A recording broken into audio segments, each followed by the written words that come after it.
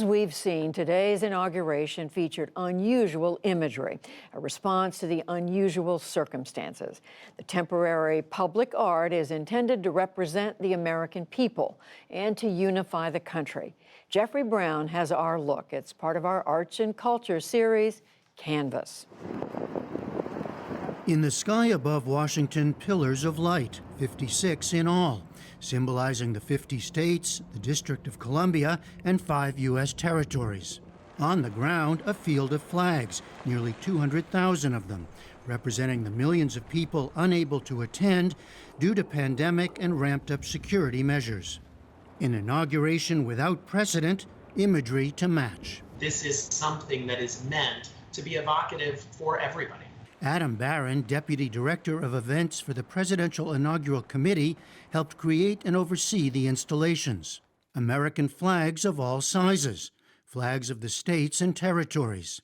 Barron says the idea grew from looking at past inauguration scenes. When you look down the mall, it's not just the people that you see.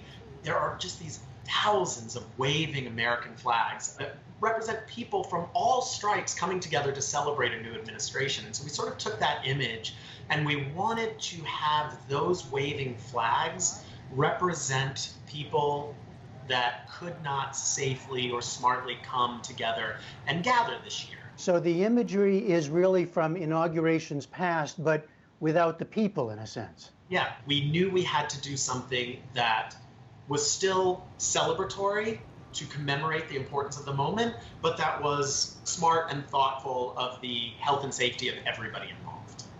Of course, the intended audience was, as with so much now, remote. Public art on public space, now closed to the public. And not just any space, but the National Mall, home to enduring symbols of American democratic values.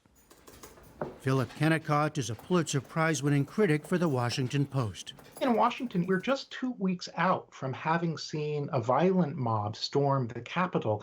What we see here is, in a sense, a kind of fantasy of the crowd as orderly, as collective, as gathering in proximity, but in a constructive way. Constructive, yet different for this very different moment. Kennicott points to the evocative shafts of lights that once illuminated the absent World Trade Center Twin Towers after 9/11, or the rows of orderly flags familiar at cemeteries and battlefields. Those evoke sorrow. These images, he thinks, might offer something more hopeful. By using the National Mall in this way, they're inviting us not just to sort of be spectators, but to kind of project ourselves into that crowd and feel as somehow we're more than just passive participants in this. You're saying we as citizens need to find a new way to connect to public spaces, to public events, to politics itself. What role does the art play? In some ways, that is an effort to get us to go beyond the fairly passive and reactive role that we have taken up with democracy through things like social media, through television, and actually get out there and do something, be physically present. We can't do that at the moment, but this is making us, in a way, yearn to be in that space a little more tangibly than we might if we just watched it on television as we used to do. That asks a lot of what is, after all, a temporary art installation. But we're a country in need of a lot just now. For the PBS NewsHour, I'm Jeffrey Brown.